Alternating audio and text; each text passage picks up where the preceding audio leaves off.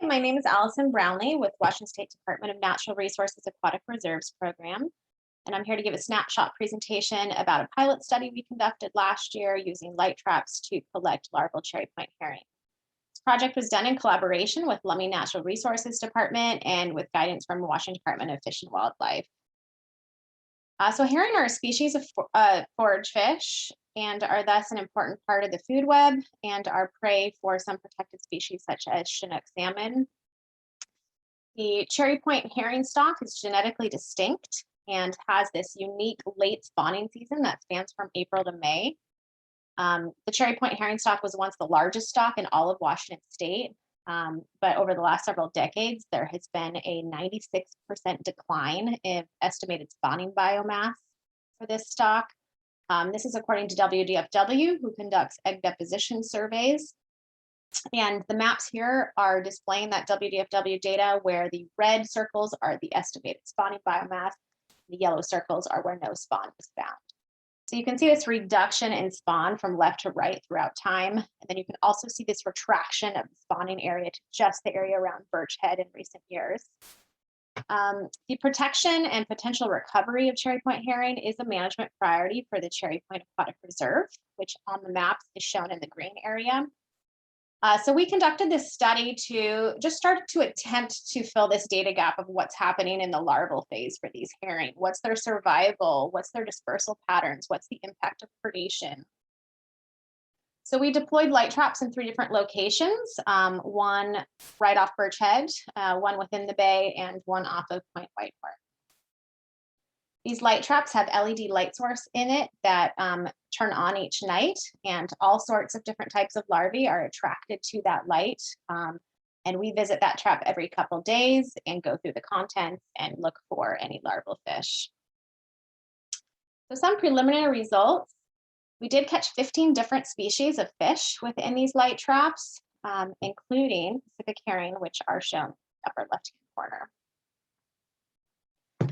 This is a density plot of the 2 species of forage fish that we caught within the trap. So herring on the top plot and sand lance on the bottom plot.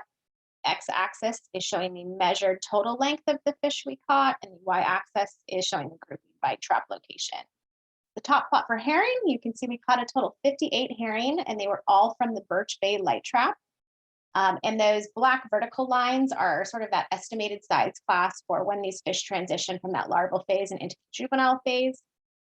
You can see the majority of the herring that we caught within the light traps were really in that late larval, mainly in the early juvenile size range. Whereas sand lance on the bottom, we caught a total of 181 sand lance within the traps. They were caught at all 3 locations, and we caught a variety of sizes from both the larval and juvenile size ranges. So when comparing the fish we caught in the light trap to the eggs that were found in the WDFW surveys, these orange dots on the map on the left are the locations where spawn was found by WDFW during the egg deposition surveys. And when they find these eggs, they can actually calculate the date that those eggs were deposited. And from that, we can estimate when we would likely see those fish in the light traps and at what size. So the plot on the right, those purple circles are the measurements of the herring we caught within the light trap.